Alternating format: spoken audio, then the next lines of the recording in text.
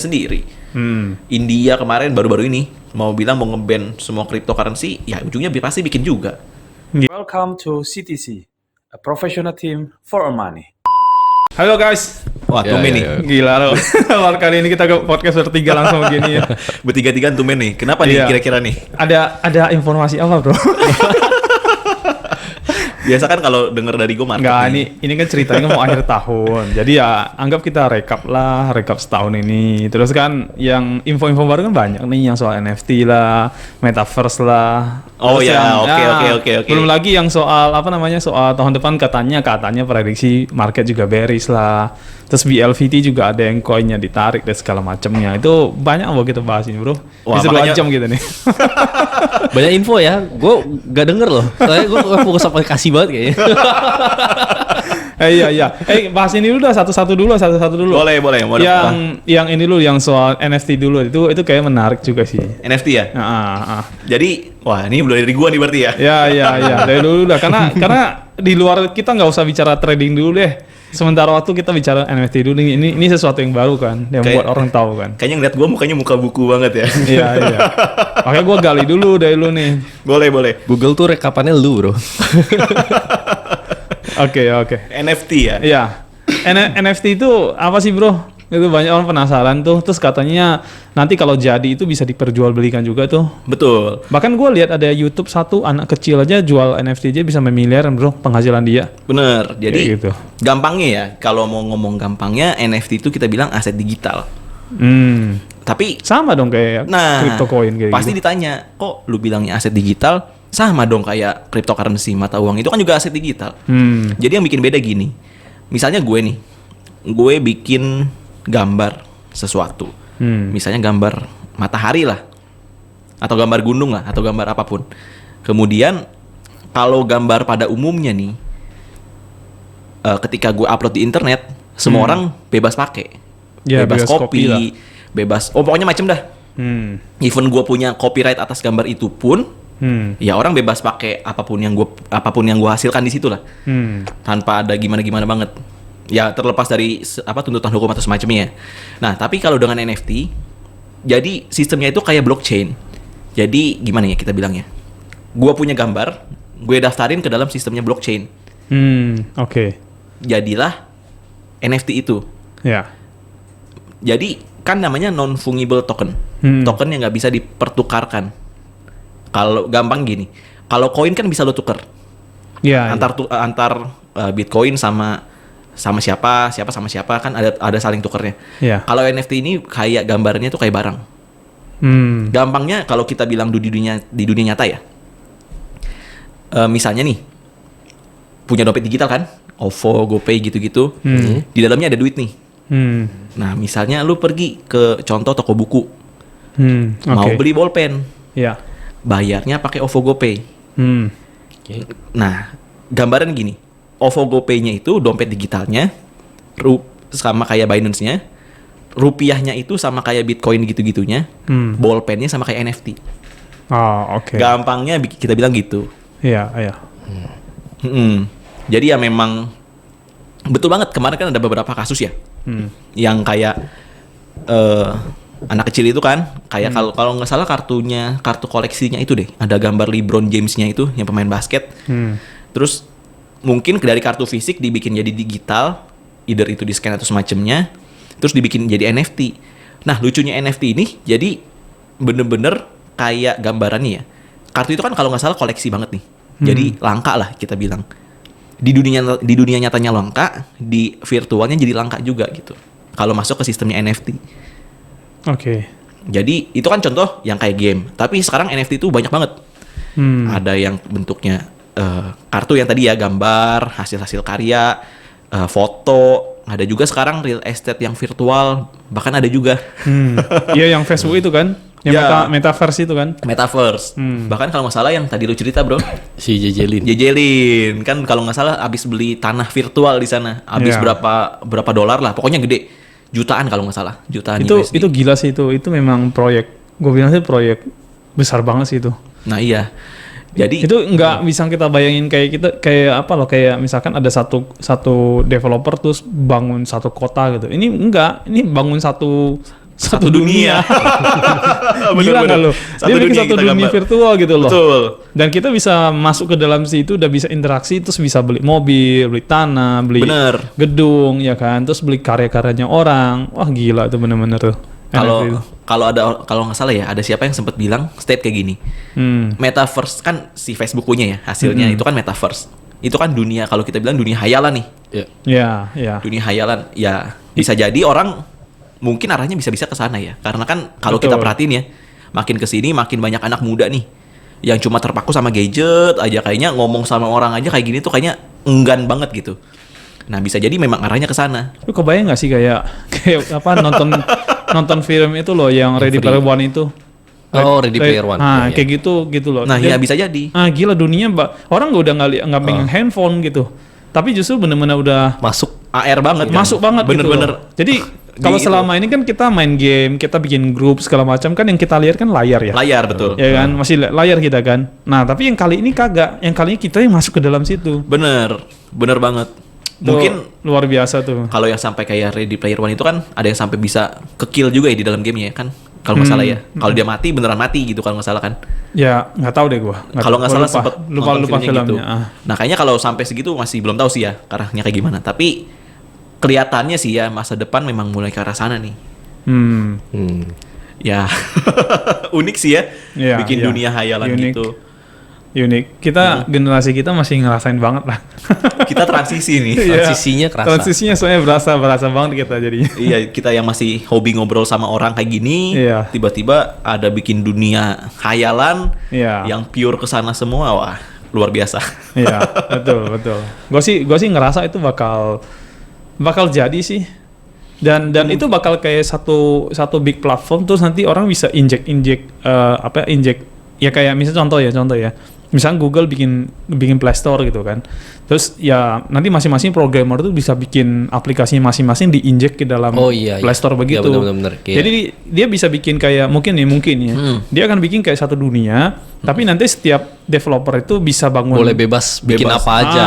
Dia bisa misalnya bangun rukonya, bangun bangunannya, bangun ini, bangun itu, bangun ini. Kayak Nah, di dalam- kontraktornya di dalamnya Betul. lagi gitu ya. Bisa begitu tuh. Bisa itu, jadi. Itu lu kebayang nggak? Maksudnya kalau seandainya itu awal-awal jadi, terus konsepnya open source begitu ya. Jadi dibuka terus semua developer tuh yang punya Bebas kemampuan itu bisa meng-create gitu di dalam situ tuh.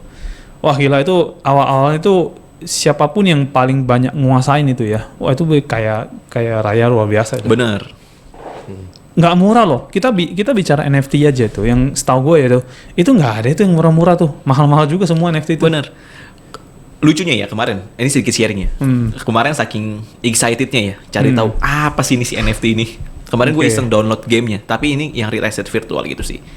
Real estate berarti properti virtual nih. Betul. Oke. Jadi ada nama gamenya Upland, tapi ini gue bukan endorse Upland ya. Maksudnya gue cuma cerita doang.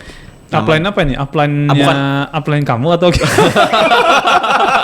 Lari misalnya MLM juga. ya?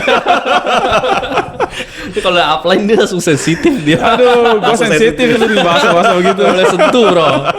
Trainer, Bro. Lu ngomongnya, Bro. No. Bukan upline Iya, yang iya, itu, maksudnya iya. Upland.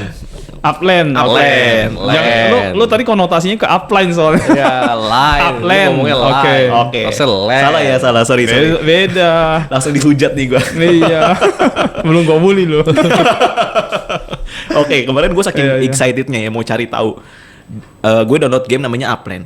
Upland Oke. itu gue bukan endorse ya, maksudnya gue cuma cerita doang.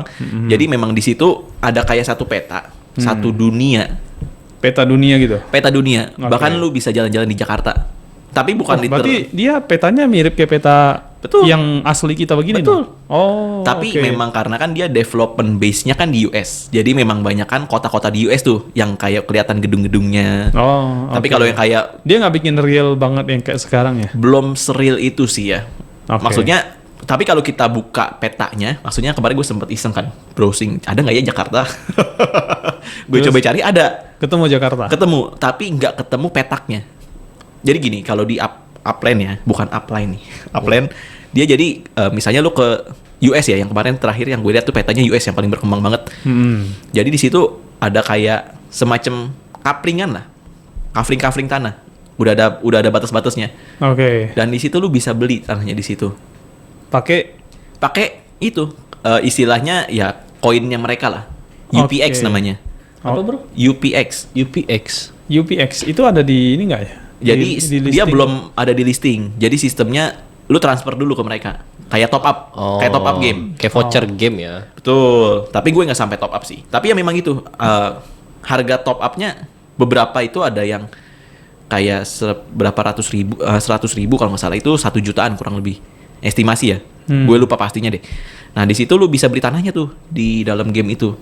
Nah ntar kalau lu udah beli tanah, lu bisa jual lagi. Nah ketika lu jual, nah di situ lu dapet nih kayak kembaliannya gitu kan. Kayak lu dapet duit cash dari duit yang lu keluarin, tapi dalam bentuk si UPX itu. Ya. Nah UPX itu dari situ dijual bisa lagi. lu cairin. Oh, oke. Nah mekanisme withdraw-nya kayak gimana, gue masih belum tahu. Tapi kurang lebih gitu. Kemarin gue kaget. Gue jalan-jalan di mana ya? Ini kayaknya gue keren banget nih, jalan-jalan keliling US. virtual tapi ya. Virtual. Pokoknya gue udah sempet browsing iseng di dalam petas itu. Di lingkungan sekelilingnya itu masih sekitar 200.000 UPX tadi. Tapi ada satu tempat dijual harganya 3 juta. Jadi 3 juta UPX. yes, 3 juta UPX. Jadi ya memang orang mungkin ya prinsipnya mau ngandalin ya kayak trading juga sih. Maksudnya gue beli tanah nih virtual, ntar gue jual lagi mahal gitu. Ya, pasti begitu lah, nggak mungkin enggak. Dan memang kelihatannya ya buat escape kali ya, escape from the real world ya. Kan karena harga tanah sekarang ini makin gila-gilaan kan. Udah nggak masuk akal lagi gitu.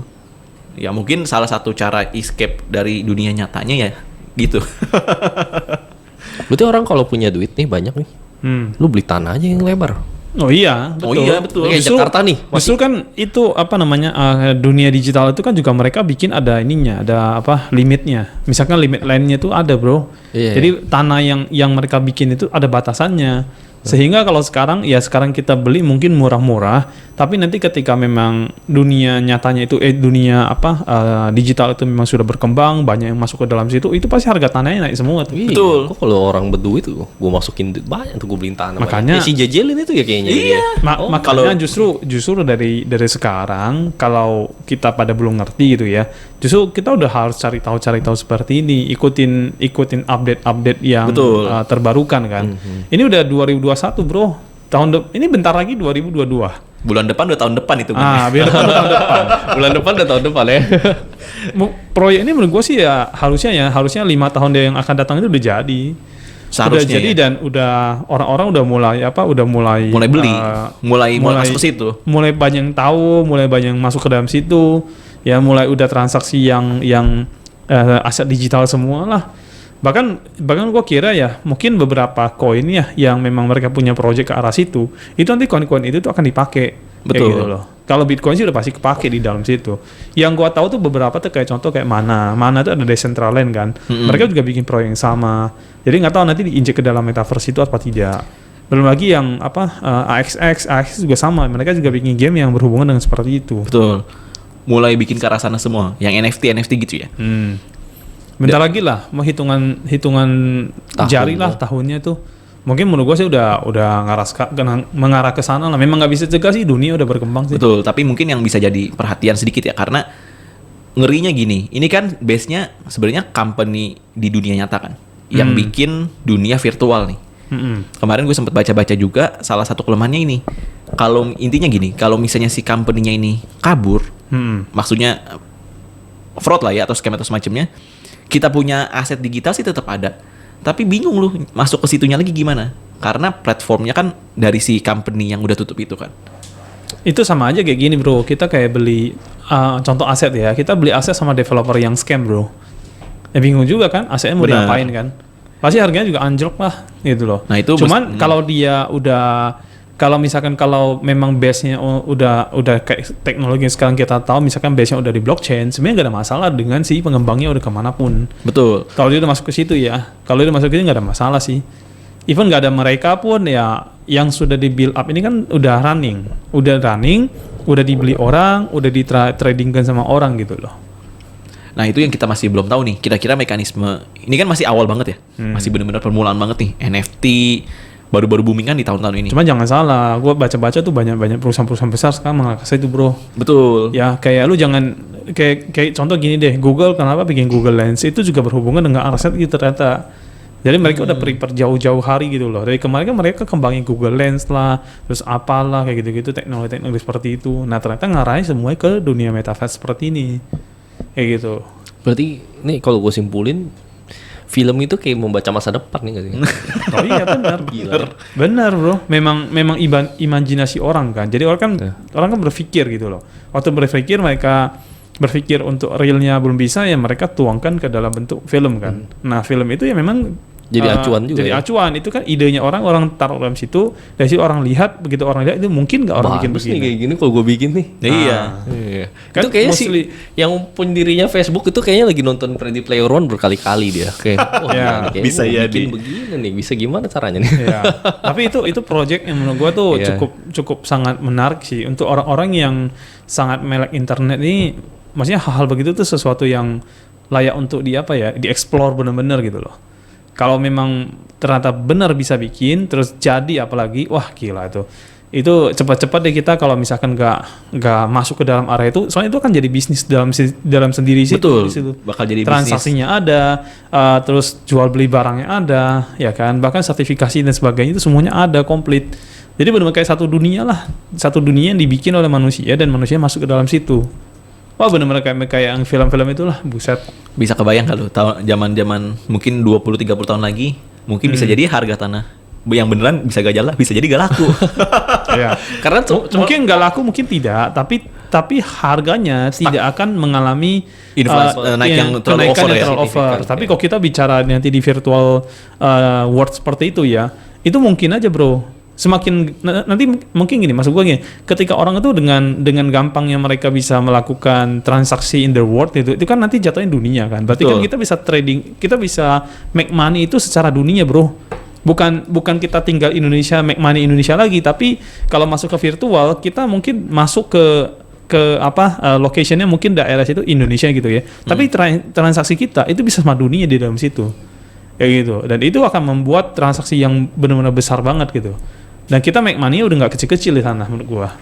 Kita akan make money yang besar-besar banget nanti dalam situ. Tertarik ya bro? Beli tanah lah berapa petak. Nah, sebenarnya ini jadi kekhawatiran gue sih, pemikiran gue ya tadi ya. Karena kadang ini kan kita kan masih bentrok-bentrok sama regulasi. Iya. Benar gak sih? Menurut gua sih kalau untuk sekarang ini memang benar ya kan. Tapi pada akhirnya setiap negara itu akan nyesuaiin. Let's say contoh gini deh, misalkan ya, kita bilang banyak negara itu tidak menerima yang namanya cryptocurrency itu sebagai aset digital, ya kan? Tapi terakhir ini kan udah mulai ngakuin. Contoh kayak Indonesia kan juga mengakui itu aset digital, tapi masih belum mengakui sebagai currency-nya, Mata uang. mata uangnya kan. Jadi aset digital currency-nya no. Karena kalau diakui sebagai currency, ya rupiah mau diapain? Betul. Kayak gitu. Tapi in the end gue lihat ya pada akhirnya coba lu lihat deh. Nanti kayak contoh Indonesia punya kan IDR ya. Berarti Indonesia rupiah kan. Betul. IDR kan. Itu akan jadi IDRT ya kan. Jadi ada tetheringnya. Terus nanti dari Binance juga akan bikin BIDR, Binance Indonesian Rupiah ya kan. Terus sama setiap negara. Jadi sebenarnya mata uang yang kita punya yang sekarang fiat begini itu semua pada akhirnya akan jadi cryptocurrency juga. Jadi dibikin rupiah digitalnya gitu loh. Dan itulah yang akan jadi mata uang yang akan kita tukarkan dengan setiap mata uang yang lain. Pada akhirnya exchange juga pada akhirnya. Nggak ada bedanya. Mau gak mau sih, tapi sekarang ya kayak zaman dulu aja ojek pangkalan sama ojek online. Ya, Dulu ditolak, sekarang semua orang masuk ke sana. Sekarang gini, paling gampang gini. Sekarang kita mau beli Bitcoin, ya kan? Mau beli Bitcoin langsung kan nggak bisa. Kita harus tukar dulu ke yang namanya USDT kan, atau BUSD gitu. Harus tukar dulu ke sana. Berarti kan dari mata uang fiat kita beli yang namanya USDT atau BUSD itu kan juga udah cryptocurrency sebenarnya. Dari kripto itu dari USDT atau BUSD itu kita beli lagi ke Bitcoin kan, atau teman-temannya kan. Lah sama nanti kalau misalnya regulasi keluar nih, menurut gua itu mereka akan memaksa kita itu bukan untuk membeli USDT atau BUSD bukan, tapi akan memaksa kita untuk Kalau lu mau beli, oke bisa, tapi lu beli yang namanya IDRT atau BIDR nanti. Oh iya. Seperti itu loh. Tapi bukan US dollar yang kita beli, tapi Indonesian rupiah yang sudah jadi digital currency-nya. Itu yang kita beli gitu loh. Dari situ baru kita beli Bitcoin, kita beli yang lain-lain. Jadi tetap rupiahnya itu tetap Diakui ya. tetap di dalam situ ada dan tetap dipakai sama orang Indonesia. Oke. Karena kalau dia nggak misalnya pemerintah tidak lakukan seperti itu, nanti pemerintah juga yang kelimpungan, bro. Soalnya ini dunia yang Masif bentuknya. tidak ada teritorialnya. Jadi bukan dunia ini yang harus mengikuti dunianya pemerintah gitu. Salah. Justru pemerintah yang harus mengikuti dunia ini gitu loh. Jadi kata orang tuh ikut tren, ikut zamannya gitu loh. Nah, mana bisa zamannya yang lagi berkembang begini harus ngikutin aturan. Dan justru agak susah nanti. Yang ada justru aturan kita harus menyesuaikan ke perubahan yang terjadi. Padahal seperti itu gitu. Ya karena pada dasarnya belum ada aturan untuk hal-hal itu. Karena memang masih baru, bro. Ya kan? Memang masih baru. Tapi Oke. tapi percayalah, maksudnya teknologi itu kan makin berkembang tuh. Orang akan berpikir kan. Dan negara juga tidak mungkin mau sampai nanti warganya semua membeli mata uang seperti itu, tapi mereka nggak bisa pajakin. Nah, Jadi itu. mereka akan mikir ke sana arahnya kayak gitu. Itu kan surganya pajak. Iya. Bayangin berapa banyak whale yang masuk ke sana dapat profit pas lagi naik. Wah, bayangin berapa duitnya gitu loh. Iya. Pemerintah kan nggak pengen kehilangan momentum itu Momentum. buat serok pajaknya. Iya. Makanya berbondong-bondong ya dari China bilang nge-ban, dia bikin central bank digital currency-nya sendiri. India kemarin baru-baru ini mau bilang mau nge-ban semua cryptocurrency, ya ujungnya pasti bikin juga. Iya. Maksudnya pengen pasti bikin lah. regulasi gitu. Iya, Pemerintah iya. kan pengen kontrol atas rakyat-rakyatnya kan. Pada akhirnya sih mereka akan bikin sih menurut gua sih. Sama kayak USDT, BUSD itu sama lah, pada akhirnya mereka akan bikin seperti itu. Terus mereka akan kerjasama dengan exchanger yang bisa melisting mata uang currency-nya mereka bikin masing-masing, ini. iya. Pasti begitu, nggak mungkin enggak. Kayak gitu. Nah, bahkan Indonesia punya kan ada beberapa exchange yang memang mau diregulasi juga ya, kayak Indodax, toko kripto. Nah, itu kan juga sama. Itu akan dibikin seperti itu pada akhirnya, karena nggak bisa dicegah, bro. Lu bayangin aja kalau metaverse jadi, pemerintah tidak masuk ke dalam situ, what happen? Wah, itu benar-benar dunia duitnya tanpa liar ya, nggak bisa dipajakin. benar-benar Nah, itu dunia yang kita bilang itu tidak ada aturan pusatnya, tapi peraturan yang dibikin bersama-sama, disetujui bersama-sama. Iya, benar-benar. kayak Kayak ibaratnya gitu. kayak macam hukum rimba gitu kali ya. Iya. Nggak rimba juga Nggak sih juga ya. Kalau sih. rimba kan kuat-kuatan ya. Nah, kalau rimba kan kuat-kuatan. Kalau ini atas dasar persetujuan secara bersama-sama. Contoh kayak NFT tadi lu bilang lah ya. NFT itu setahu gua tuh kayak kalau gua ambil yang sederhananya itu gua bilang tuh kayak sertifikat online gitu loh. Ah, betul. Ya kan, NFT kayak seperti sertifikat online. Kalau sertifikat yang biasa, misal Ruko nih kita punya nih, sertifikatnya dikeluarkan oleh siapa? Pemerintah. Berarti atas jaminan pemerintah lah, maksudnya Ruko ini diakui atas nama punya si A, si B, si C kan gitu. Ya kan. Tapi kalau nanti yang di dunia digital seperti itu, bukan begitu konsepnya. Konsepnya adalah ini yang tempat punya siapa nih? Oh, tempat punya si A. Diakui sama siapa? Diakui Semua. sama banyak orang. Sama semua. Jadi Iya. banyak orang mengakui gitu loh. Sama Jadi, semua it's user people di, gitu loh. di situ. Di dalam game. Iya, di dalam situ. Dunia itu. Di dalam dunia itu. Jadi kita semua mengakui dia punya itu. Kayak gitu. Iya. Nah, jadi berdasarkan pengakuan banyak orang, bukan salah satu yang jadi sentral pusatnya yang akan bilang, "Oh, ini diakuin, ini tidak." Nggak begitu. Jadi kalau kita bikin hukum itu, kalau kita bilang hukum pun bukan hukum yang dibikin sama Pemerintah. satu sentral gitu, bukan, tapi hukum yang berlaku untuk semua gitu. Jadi semua orang bikin hukum itu, dan semua orang mengakui hukum itu begitu. Kayak gitu. Jadi lebih ke society sih sebenarnya jatuhnya sih. Society, masyarakat yang bikin, masyarakat yang menyetujui, ya kan, masyarakat juga yang mengakui dan sebagainya. Berarti benar dasarnya tuh ya kayak awal-awal munculnya cryptocurrency ya.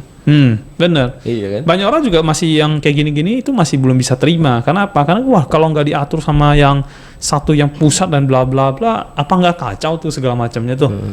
Ya, Pak, pada dasarnya nggak akan kacau, asalkan kan balik lagi.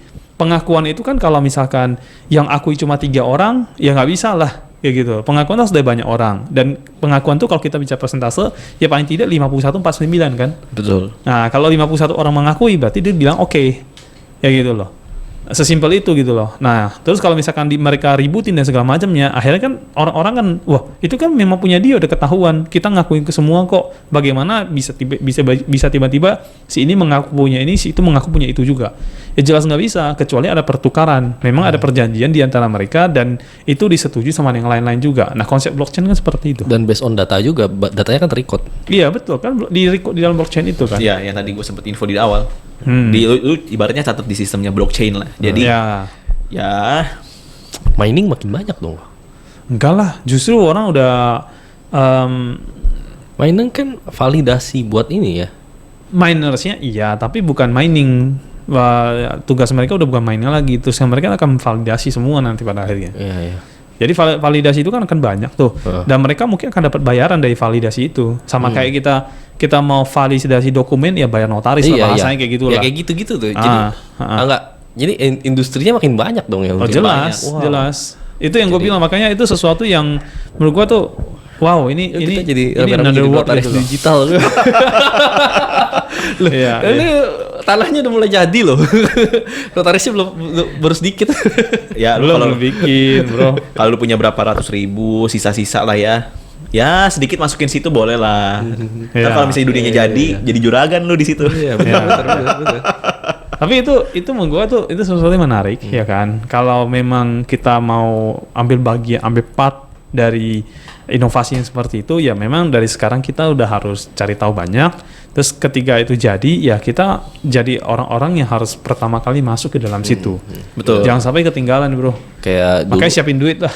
kayak dulu Bitcoin ya awal-awal ya. Iya, betul. Harganya masih murah banget di upline itu. Cuman nggak bisa disamakan dengan Bitcoin tahap awal. Kalau Bitcoin tahap awal kan semua belum ada, cuma dia. Jadi benar-benar new banget gitu loh. Kalau ini bukan udah new lagi, tapi ini udah pengembangan. Iya, iya. Konsepnya udah pengembangan. Jadi kalau itu jadi pun itu harga udah mahal pasti. Nggak akan semurah yang kita bicara Bitcoin pertama kali, nggak akan semurah itu. Iya sih. Benar-benar Kayak gitu. make sense. Nah itu yang kita harus prepare gitu loh. Kita harus prepare. Nah cuman masalahnya ini gini nih. Kalau soal bicara soal prepare nih, tahun depan market katanya bearish nih. Kita kan mau cari duit nih. Oh, saya mau siap-siap masuk ke NFT nih, mau siap-siap masuk ke metaverse nih. Duitnya dulu, Ben. Duitnya dulu nih. Nah, tahun depan itu prediksi banyak trader itu bilang kalau market akan lebih cenderung bearish nanti tahun depan. Tapi, Bro, gue tanya ini dulu Maria dulu boleh. Gue mau tanya lu nih. Sekarang kalau misalkan kondisi begitu tuh, ya kan? Iya. Berarti secara aplikasi apa yang harus kita lakukan gitu loh? What should we do gitu? Gini ya, mungkin Mau kita stop buy dulu semuanya? hold dulu lah, jangan buy dulu. Uang yang punya simpan dulu semuanya. sebenarnya kalau bisa dibilang tahun depan bakal bearish ya, sekarang aja udah kerasa bearish loh. Iya, sekarang udah berasa sih. Sekarang udah berasa. Sekarang kalau dipikir lagi, mau bearish seberapa banyak lagi gitu loh. Sekarang udah kerasa banget lah saya bilang ya. Gue tanya dulu ya. Lu ada info kan? Kenapa begitu tuh? Kenapa begitu? Yang sekarang Kenapa ya? bearish ya? Yang sekarang ya. Betul. Dan memang Udah berapa minggu loh? udah berapa minggu betul. Nah, ini oke lah sempat ada naik dikit, tapi ya banget loh. Tapi Naiknya ya gagal bearish. berkali-kali sih naiknya. Gagal ya. Iya. berkali-kali. Apa isunya, Bro? Apa isunya? Isunya tentulah yang waktu sempet podcast sekitar beberapa yang lalu lah. Pokoknya hostnya gua aja. Yang hostnya lu. Kan sempet awal gue sempet mention kan. Nih kita mesti hati-hati nih. Iya. Kita mesti siap-siap ikat pinggang nih. Ya antara kita serok bawah atau misalnya memang kita harus cut loss atau semacamnya, itu kita harus prepare dengan peraturan si bank sentralnya US, the Fed itu. The Fed, oke. Ya. Emang kenapa dia bikin apa? Kan dia udah ketok palu tapering. Oh. Udah jalan tapering. Oke. Dan kalau nggak salah bosnya itu sempat mention gini. Kan seperti yang biasa gue bilang ya, ekonomi kita itu kan base-nya inflasi. Iya. Ketika inflasi jalan, ekonomi kita pelan-pelan pasti ikut ketarik lah. Ikut ketarik muter. Terus sekarang kemarin ya, belum lama ini si bosnya ini kalau nggak salah 2 hari yang lalu belum lama ini bosnya bilang, "Oke, kita sekarang waktunya batasin inflasi karena inflasi kita udah di angka 6,2% geraknya, dan itu tertinggi sepanjang 3 dekade belakangan ini." 3 di dekade 6%. bro. Gila. Kebayang nggak? Jadi itu ngaruh banget tuh sampai Mungkin marketnya jatuh gitu ya. Iya betul. Maksudnya gini, ini kan ekonomi masih saling terkait ya, karena balik lagi kita punya cryptocurrency ini masih bandingannya sama fiat currency ya. Iya, Jadi iya. ketika diinfoin begitu, orang-orang yang dulunya mikir, ya udah gue punya duit, gue hedging lah di Bitcoin. gue supaya nilai gue tetaplah nggak kemakan inflasi. Ketika si bosnya bilang kita stop inflasi sekarang juga, kita kurangin beli bonds, maksudnya beli obligasi, kita kurangin cetak duit segala macem, kan pasti ekonomi pasti ikutan turun nih. Maksudnya mulai yang sebelumnya mulai panas, mulai mereda nih inflasinya. Maksudnya sengaja dikontrol lah. Nah di situ orang yang mikirnya gini, duit gue udah pemerintah udah mulai ngendalin inflasi nih, daripada gue taruh di sini lagi, juga ibaratnya dalam tanda petik ya high risk juga dimasuk di dalam si cryptocurrency, ya udah gue cabut aja. Nah mungkin diwarnai aksi cabut itulah dan diwarnain si The Fed itulah orang pada keluar. Nah makanya gini, gue dari beberapa teman trader ya, mereka juga ada info dibilang tahun depan nih 2022 itu bukan a good news for crypto dibilang ya, mostly karena itu akan lebih banyak bearishnya atau turunnya gitu. Nah bro, kalau aplikasi gimana caranya kita buat mengatur supaya jangan sampai kita floating juga kelamaan di situ tuh. Apa yang harus kita lakukan di aplikasi ini bro? Ya kalau di aplikasi ya kita nggak, ya gue bilang ya money management aja sih. Oke. Money management. Kalau memang udah saatnya nih, udah kayaknya market udah kayaknya bakal down terus, ya suspend dulu deh.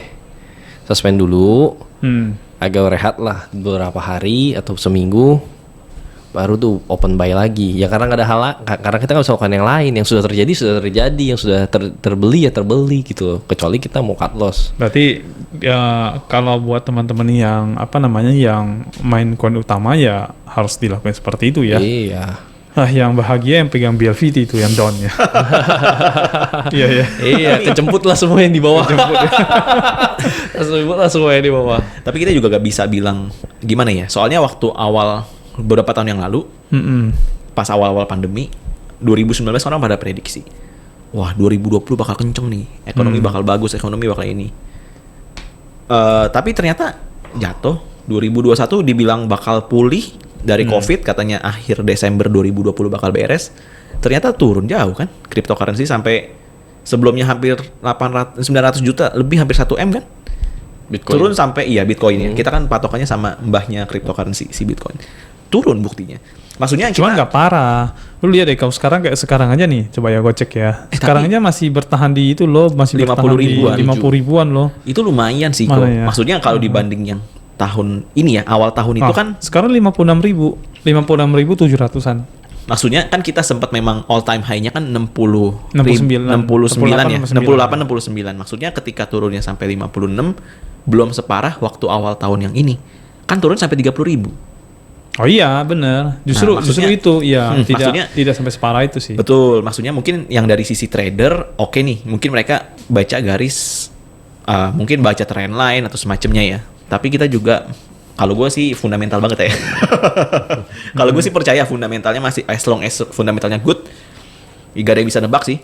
Maksudnya harganya bakal naik atau bakal turun. Kalau untuk jangka panjang, ya benar sih. Kita kan lihat banyak kan mostly dari fundamentalnya nih. Cuma kalau yang trading jangka pendek sebenarnya sih yang nggak terlalu ngaruh sih. Betul. Asalkan memang mereka, menurut gue ya, asalkan memang mereka bisa take profit terus aja udah. Benar. Profit everyday aja udah. Money management aja lagi. Ya, 1% per hari. Misalkan dia bisa dapat profit nih 1% per hari. Udah 100 hari udah kelar bro. Misalnya modal dia udah balik. Yang lagi berjalan tuh udah profit yang berjalan yang muter gitu. Jadi mau dia turun 60% kayak turun 70% nggak peduli udah. Gitu. Tapi kan sehari 1% udah pasti dapat tuh mereka tuh. Benar-benar. Ya kan tujuan pakai aplikasi ya gitu ya. Nah, tujuan aplikasi begitu. Betul. Itu yang banyak orang salah kaprah loh bro. Sampai gue bikin video khusus untuk jelasin seperti itu biar yang lain pada ngerti. Soalnya kan pikiran mereka selalu begini, itu harus kejemput gitu. Nah itu yang mesti gimana ya? Mesti dikasih apa ya?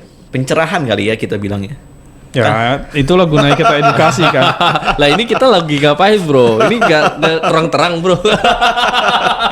Ini kita edukasi mereka supaya mereka paham lah, ya kan? Karena goal kita kan ya mereka harus profit trading kan. Cuma mereka pakai aplikasi tapi kalau mereka nggak bisa profit trading itu yang gue berusaha sampaikan dari awal-awal gitu. Terus gue juga berusaha tentang tuh orang-orang yang pengen untung tapi orang lain celaka. Nah itu gue juga kurang teman tuh. Makanya bahasa upline ya, leader itu gue agak sensitif ya. Sensitif tuh. Bener. Karena udah terlalu banyak kasus, bro. Udah terlalu banyak kasus, terlalu banyak orang yang dirugikan dengan orang-orang yang mengaku diri sebagai leader upline dan sebagainya ini. Kayak gitu. Bahkan gue ngomong game gue aja sampai di ini ya. Iya. Langsung disenggol loh, bro. Langsung disenggol. Oh iya. Sekarang bukan cuma mereka doang loh. Ada lagi yang copy trader yang gue pernah bahas juga, pernah nyinggung. Ya, itu juga sama, nggak ada bedanya. Padahal saya orang-orang kalau udah make money-nya itu dengan cara yang tidak benar, ya kita akan maju untuk speak hard ke sana lah. Kita speak hard supaya gini, jangan sampai ada the next korbannya. Jangan sampai ada orang-orang yang rugi. Karena gini loh, bro, gue udah ketemu beberapa tamu tuh yang datang ketemu gua kan. Kalau dengar cerita mereka tuh kasihan gitu sebenarnya, tau nggak? Ada yang dia udah sampai bilang begini, ini duit saya yang terakhir gitu. Lu kebayang nggak misalkan orang duit terakhir ditipu lagi, dimakan orang lagi. Wah, kebayang sih, berat banget sih. Ya orang yang dapat duitnya kan dia happy tuh. Happy. Tapi dia pikirin nggak orang yang dia udah daftarin dan segala macamnya, dia udah bantu ini, tapi nggak diapa-apain, nggak dibantu, nggak di ini, trading yang nggak menghasilkan dan segala macamnya, floating juga tinggi, ya kan? Mending ini, floating is okay, tapi lu profit lah, ya kan? Lu profit orang masih oke, berarti muter nih. Tapi lu udah floating nggak ada profit lagi. Ya kan kasihan orang begini nih, maksud gua. Sama aja rugi. Sama aja rugi kan. Terus gimana orang seperti ini mau diapain? Akhirnya nggak bisa, mereka pasangan nasib, bro. Terus pasangan nasib, leadernya ngapain? Wah, leadernya pesta pora, bro. Betul. Nggak bangga semua dengan gelar-gelarnya mereka itu segala macamnya tuh. Nah, gue paling anti, makanya gue paling nggak suka untuk orang-orang yang terlalu memajukan untuk afiliasinya. Itu boleh sih, nggak masalah. Cuman ya asal pertama Anda perhatikan tuh tradingnya, perhatikan orang yang Anda ajakin dan segala macam. Jangan ditinggalin, jangan diiniin, pandu mereka lah gitu loh. Kan ya memang kayak bisa gitu-gitu pandu aja. satu-satu, ya lu bikin video edukasi. Kalau nggak bikin lah. video edukasi, Sekali kalau nggak bikin kan Zoom bisa.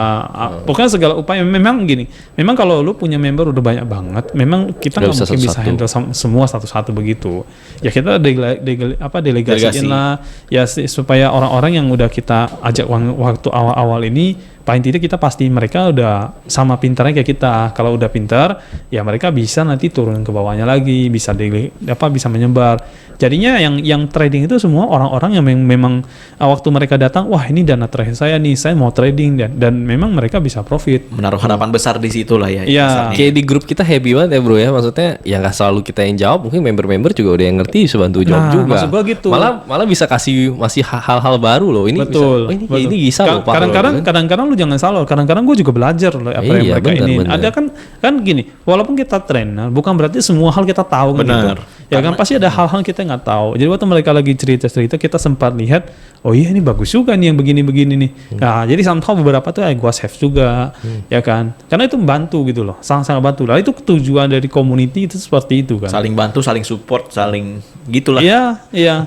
Tapi kalau kita ketemu yang leader tipe MLM begitu, yang cuman isinya rekrut yang sebanyak-banyaknya, pokoknya gini, sebisa mungkin kita dapatin uang sebanyak mungkin di waktu-waktu yang memang bisa keruk. Kalau udah nggak keruk, ya udah kita kalau nggak bisa dikeruk lagi tinggalin. Nah itu gaya-gaya leader begitu tuh yang salah. Yang kurang tepat sih, kurang. Gue kayaknya mau ini sih, kayaknya kita perlu cerita yang tadi kita sempat discuss soal aplikasi. Kenapa sih kalau misalnya kita cerita ya ke teman-teman ya. Jadi aplikasi itu sebenarnya kalau banyak member juga nggak selalu untung. Iya. Lu ceritain tuh kok, yang tadi kita diskusiin. Tadi gua ada sempat cerita sama Bro Mariadi kan. Jadi sebenarnya kan developernya loh ada developer dari salah satu aplikasi yang bukan developer sih bro, manajemennya lah. Ya, itu cerita-cerita sama gua gitu. Jadi dia juga bilang begini, waktu gua punya waktu aplikasi gua itu membernya berkembang, sebenarnya gua juga nggak terlalu happy sebenarnya, dia bilang. Kenapa? Gue bilang, loh kenapa pak? Ya gini, logiknya gini deh. Semakin banyak member kamu berkembang, berarti kamu perlu istilahnya membuat aplikasi kamu semakin lancar, semakin gak ada kendala. Nah, kalau mau dibikin begitu kan berarti kan servernya lo tambah, tim IT-nya mungkin juga lo tambah, ya kan? Lo cari yang lebih jago lagi supaya apa? Ya, istilahnya yang tadinya asal bikin, yang kalau udah berkembang begini nggak bisa nih. Ini harus dibagi berdasarkan wah ini ada yang misalkan contoh ini ada yang pegang bagian front end, ini ada pegang bagian back end, ini ada yang pegang lagi bagian bahasa pemrogram dan bla bla blanya mungkin. Oh ini ada khusus ini bagian server dan sebagainya. Jadi udah dijabarin seperti itu, dipisah-pisah begitu. Nah akhirnya kan high cost kan, ya kan. Nah kalau nggak digituin, nanti banyak member akhirnya mengeluh, bahwasanya kok aplikasinya lemot, kenapa aplikasinya jadi begini, begitu, bla bla bla. Nah karena mereka memang dapatin uang dari pendaftaran dan segala macamnya, akhirnya si developer ini kan bisa lah dia menggunakan dana dia yang ada ini untuk memperbesar kapasitas, mengembangkan mengembangkan dia punya aplikasi kan. Tapi ini kan jadi high cost, ya kan? Lo kebayang nggak kalau misalnya sampai tahun depan ternyata yang berjalan itu semua hanya afiliasi, bro? Wah, berat banget sih. Begitu tahun depan nggak ada lagi yang mau perpanjang aplikasinya. Wah, modar sih mereka pasti. Nah, nggak ada yang mau perpanjang, nggak ada yang lagi mau bayar $100, $120 atau berapa ratus dolar per tahun. Nah, ketika nggak ada yang bayar itu lagi, artinya pemasukan kurang kan? Betul. Nah, kalau pemasukan kurang, apa yang terjadi dengan beban yang sudah begitu besar itu? Kan mereka jadi punya beban server, biaya-biaya itu kan jadi besar semua. Fixed cost-nya jadi kelewat gede. Nah, fixed cost jadi kelewat gede begitu loh.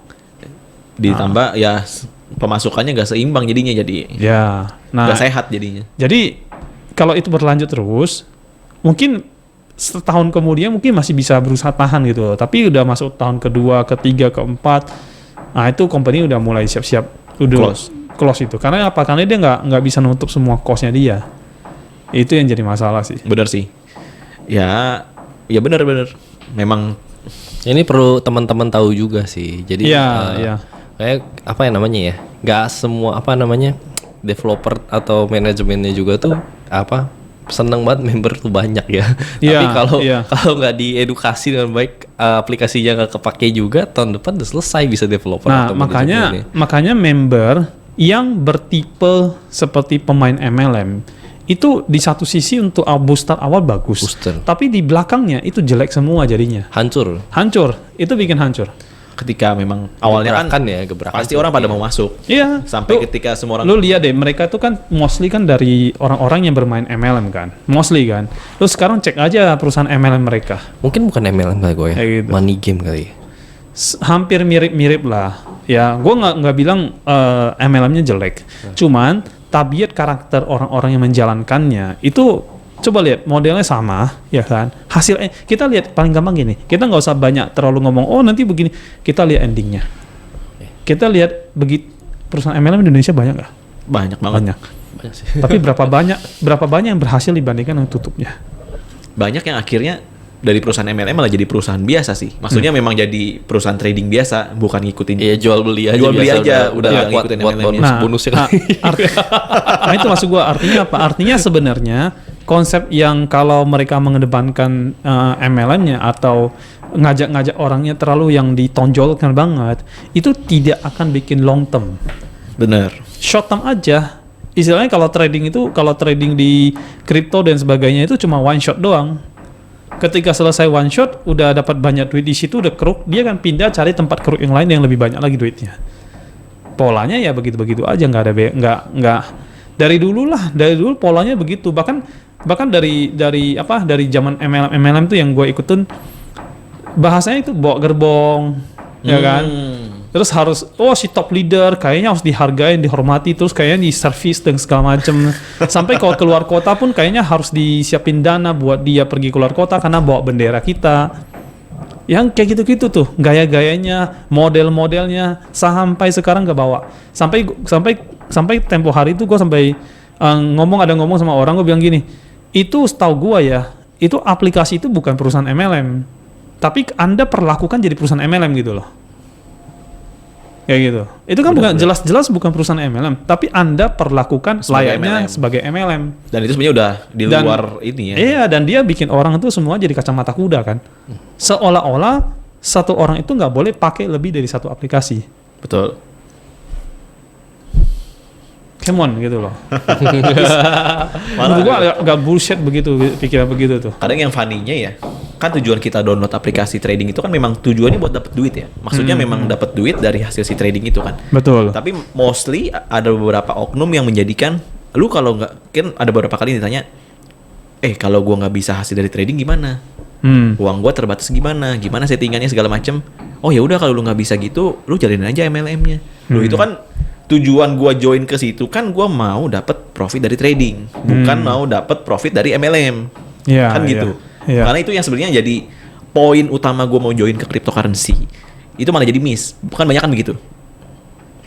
Iya, betul. Ya, itu sih, memang betul. yang jadi, ya akhirnya ujung-ujungnya terakhir orang pada bilang, oh robot mah scam, oh robot ini mah scam, semua dibilang robot scam, padahal kan enggak semua kan. Maksudnya Ditambah banyak yang scam.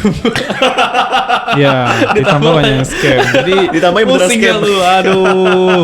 Iya. Gila lu gak bisa ngomong lu, sumpah. kita review ya, coba 1 tahun ini lah coba ya. Ada berapa robot-robot yang scam coba? Wah banyak. Yang Gak usah robot lo. yang gue Apa dengar ya? aja udah 3-4 yang gue dengar. Gak usah ngomong robot ya. Kadang kan kita ngomong bahasanya robot, tapi robotnya tuh kayak gimana nggak tahu kan. Sistemnya nggak kelihatan gitu. Dibuat sistemnya seakan ada, tapi nggak ada. Jadi ujungnya sebenarnya money game juga, ngerti nggak? Jadi dengan kedok robot, tapi kedoknya robot, tapi sistemnya tuh diada-adain aja. Oh kelihatannya ada profit, padahal enggak. Katanya, padahal profitnya dari mana? Dari bawah-bawahnya lagi yang diajak. Makanya Iya. scamnya tuh kadang aneh ya. Lu bayangin aplikasi katanya baru 2 bulan 3 bulan lu scam lu. Itu gak masuk akal sih. Itu gak masuk akal. Kalau memang ibaratnya ya lu bener ada running robotnya atau segala macem gitu loh. Kalau lu bilang lu trading gitu, tradingnya profit trading. Profit trading lu bagi 2. Lu kan Oke. itu gak make sense kalau lu bilang lu bakal close gitu loh. Ngerti gak? Dalam waktu sedekat itulah ya. Oke, Iya. let's say 2 tahun, 3 tahun ada titik jenuh ya mungkin bisa aja ya. Tapi kalau terlalu cepat begitu kan gak mungkin gitu loh. Karena mungkin di satu titik itu udah nggak kuat lagi, di bawahnya Udah kelewat banyak. udah kelewat apa namanya? Kelewat jenuh. Kelewat jenuh. Jadi yang masuk yang baru lagi itu udah nggak selalu sedikit. Sedangkan yang harus dikasih makan di atas itu terlalu banyak. Ya udah saatnya nih dia Rubuh. Ya, ya. habisin deh. Tahun 2022 nih, kalau gua sih melihat ini bakal akan lebih banyak lagi robot-robot baru yang bermunculan. Betul. Ya gitu. Apalagi sekarang orang kan udah istilahnya gini, trading itu sekarang udah kayak menjamur di mana-mana. Jadi begitu ada robot trading baru, mereka akan pindah. Robot trading baru, mereka akan pindah. Which is itu sebenarnya sih nggak ada masalah kalau memang robotnya itu Profit. mereka pakai Buat trading. buat trading. Kita kan memang harus cari yang terbaik lah. Ya. Maksudnya dari sisi program segala macam memang harus yang the best lah buat hasilin profit tertinggi. Tapi kadang lucunya ya itu ya, udah pindah tapi memang untuk utamanya itu ya MLM-nya. Lagi-lagi itu ya. Pasti lagi-lagi begitu. itu. Bahkan ada yang sampai sempat beberapa kali gue pas lagi minggu ya, hari Minggu muter TV ini loh dipromosiin loh di TV, stasiun TV swasta dipromosin robot trading itu. Gue nggak usah Iya, sebut iya. itulah ya benderanya lah ya. Iya, iya. Karena kalau dibuka TV-nya pasti ada deh. Oke. Saking segitunya gitu untuk itu ya promosiin. Ya Jadi pokoknya komersil lah. pokoknya tahun depan itu kan kita tahu lah market itu akan bearish.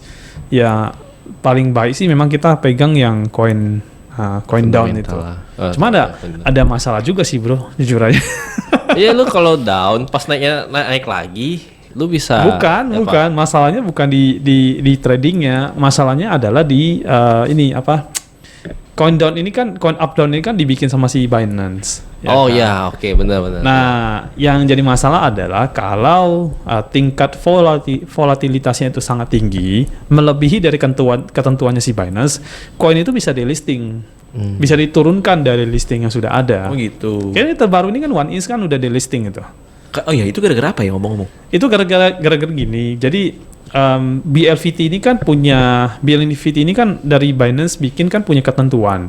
Ketentuannya itu 1,24 kali, 1,25 kali sampai dengan 4 kali paling maksimal.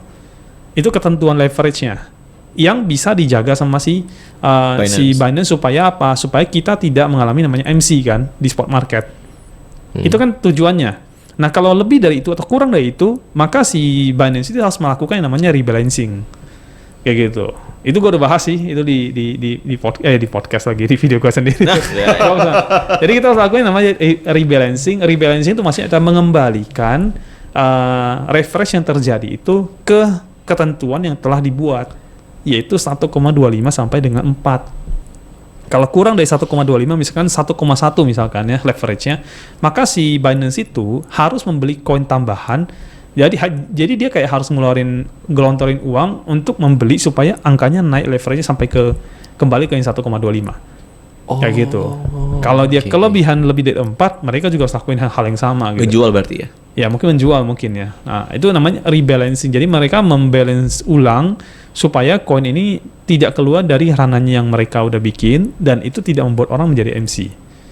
Karena yang mereka janjikan di spot market itu kan tidak ada likuidasi. Tidak ada kehilangan modal. Itu yang mereka janjikan kan. Nah, makanya gini, koin yang dibikin jadi BLVT ya, dibikin dia token begitu. Itu koinnya itu nggak berarti selamanya itu pasti akan selalu ada, enggak. Bisa berubah Dicek dulu ya, karena mereka akan selalu ngecek koinnya ini masih dalam ranah yang sering ranahnya si Binance ini enggak, ranah leverage-nya 1,25 sampai 4. Masih terus di situ enggak atau udah sering keluar banget ini. Kalau dia udah terlalu sering keluar kayak One Inch, SSP, kemudian kemarin yang YFI, itu terpaksa harus di-delisting sama si Binance. Karena kalau tidak, itu akan bermasalah. Dan itu udah tidak memenuhi syarat gitu, tidak memenuhi ketentuan dari Binance itu. Kayak gitu. Dan mereka nanti akan cari lagi pengganti koin-koin yang lain yang bisa dibikin BLVT-nya gitu. Jadi akan ada nambah kurangin lah ya. Sampai akhirnya gini, gue ketemu satu tips buat teman-teman yang pengen trading menggunakan BLVT ini. Nah, carilah koin-koin yang dia punya volume perdagangannya itu sangat tinggi, sangat besar. Karena kalau yang ketemuin seperti itu, volatilnya itu agak kurang. Nggak sampai kayak hung gitu banget gitu loh.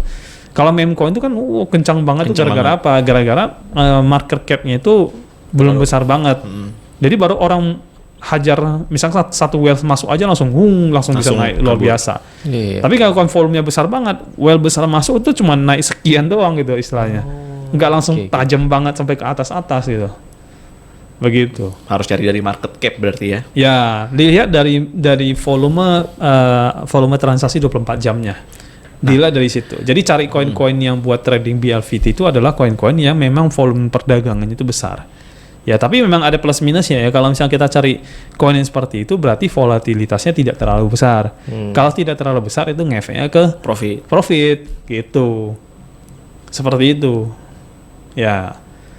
Makanya kalau ada aplikasi yang nanti dibikin terus bisa isinya serba auto, dibikin bagus, ada BLVT-nya, ya akhirnya itu kan bantu banyak orang sih. Itu sih harapannya sih begitu. Dan yang lagi kita bikin itu kan. Jangan dibocorin bro. Itu bukan umum bro. Siap-siap nih, Koari di chat banyak orang nih. Nah, maksudnya seperti itu loh.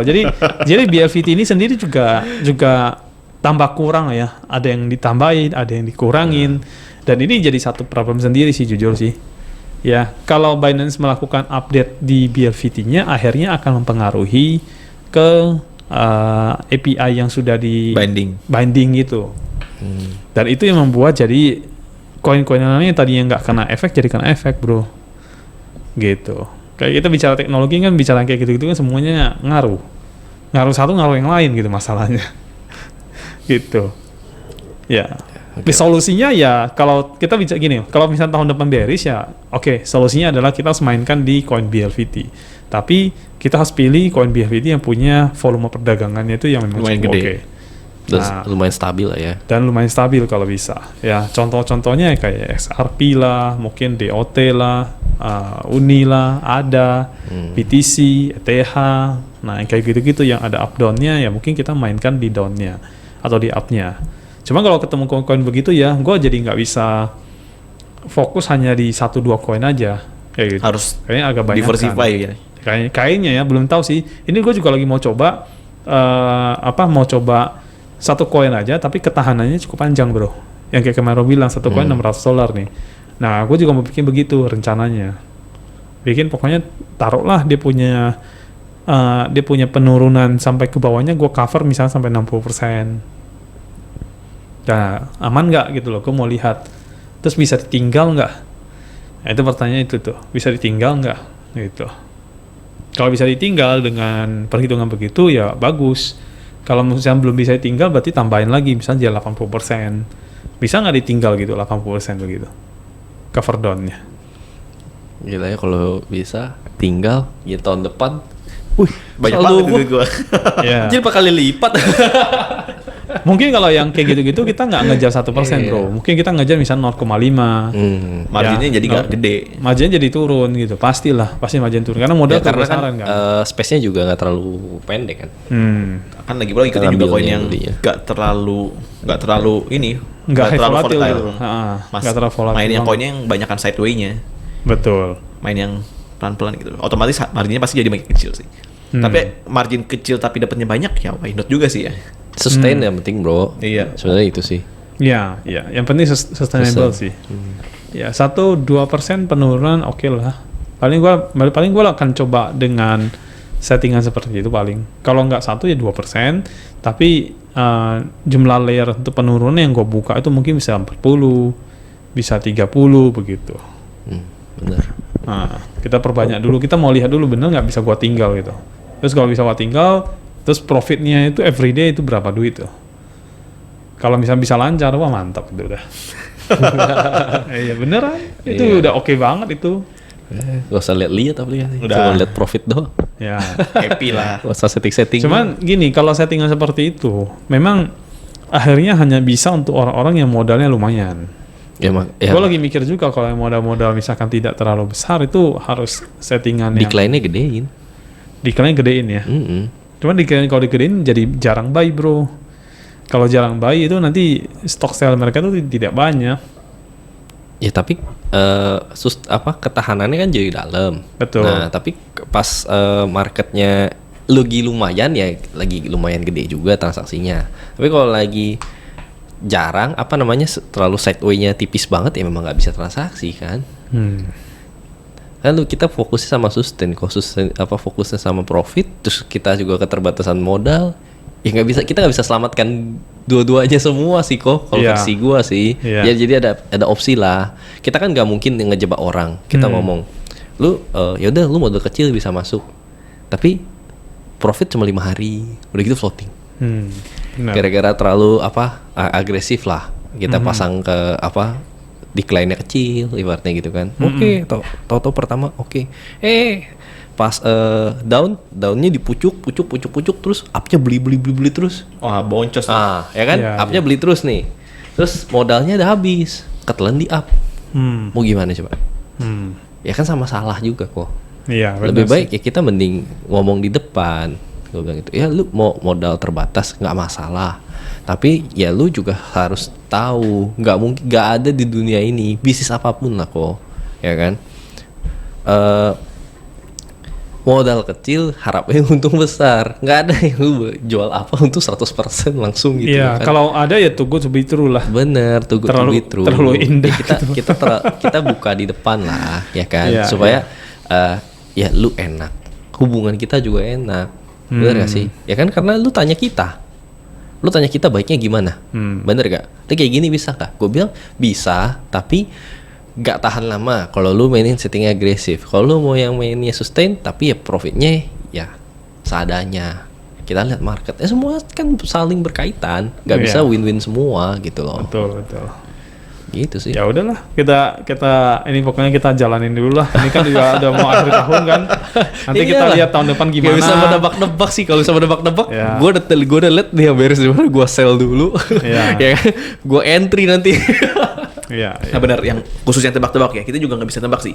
Mungkin ada beberapa trader ya, maksudnya yang prediksi, kayaknya ke depan bakal ini nih.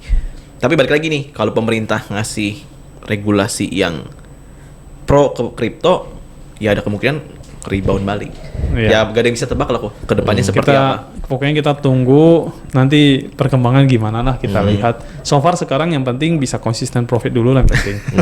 Ya Betul. Kalau bisa profit konsisten ya sudahlah, kita nggak usah protes lagi. Nanti tahun depan kita siap-siap dengan nanti tahun depan mau bagaimana setahun itulah. Terus yang penting kita siap-siap untuk yang itu yang metaverse itu. Yes. Metaverse NFT itu kayaknya jangan sampai ketinggalan itu. Mumpung masih kinyis-kinyis nih, mumpung masih panas. Ya. Masih awal-awal banget ya. Oke, baik. Oke. Ya udah, Wes, thank you. Oke. Thank you semuanya. Thank you. Thank you banget.